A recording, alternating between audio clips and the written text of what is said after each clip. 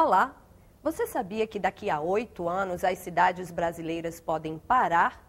O número de automóveis aumenta a cada dia e eles disputam espaço com longas fileiras de ônibus em metrópoles cada vez mais poluídas. Não cabe nas cidades. Os automóveis ocupam mais espaço na cidade que nós, seres humanos. Nós pagamos 30 bilhões por ano para os acidentes automobilísticos. Matamos por dia 110 pessoas. 300 a 600 pessoas diariamente ficam portadoras de deficiência.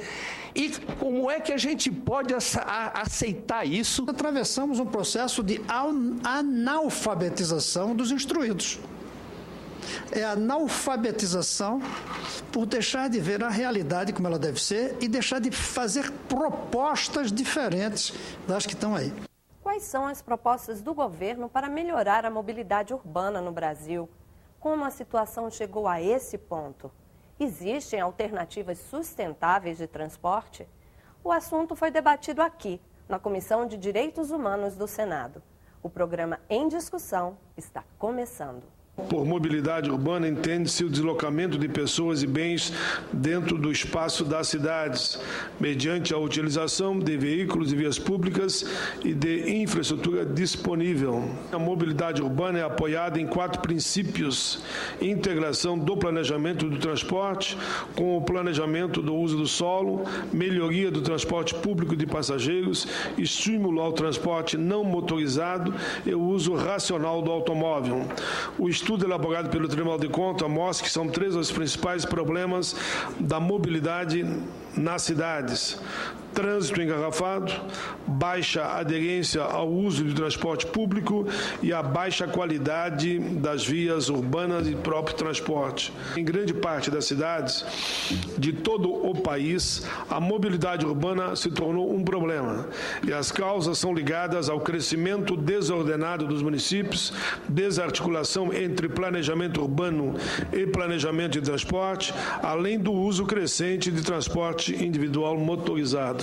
Com a invenção do motor a explosão, começou a haver a popularização do automóvel. Principalmente Henry Ford começou com o projeto dele de um automóvel para cada cidadão.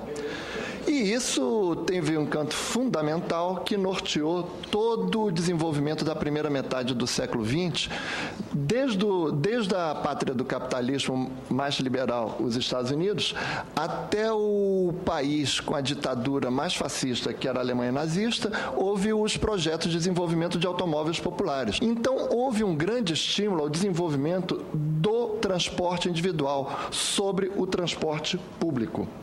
E o que houve? Não cabe nas cidades. Essa crise que estamos vivendo é exatamente a ausência do governo federal em estabelecer políticas públicas de transporte, dando prioridade ao transporte individual, dando prioridade ao automóvel de uma maneira geral, sem que as nossas cidades tenham sido preparadas para isso.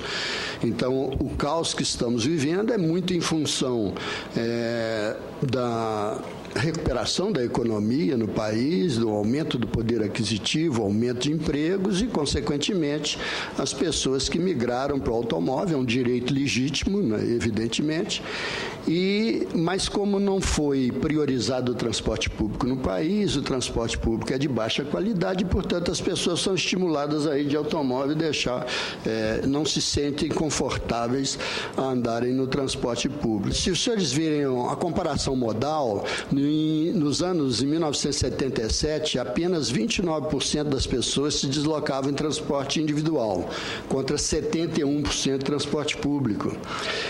Em 2009, isso já era 50% dos deslocamentos em transporte individual. Acredito que hoje já seja mais de 60%. E não sabemos nos anos 2020 a quanto que isso chegará. Eu creio que até lá as cidades efetivamente estarão paradas se alguma coisa não for feita para melhorar essa questão.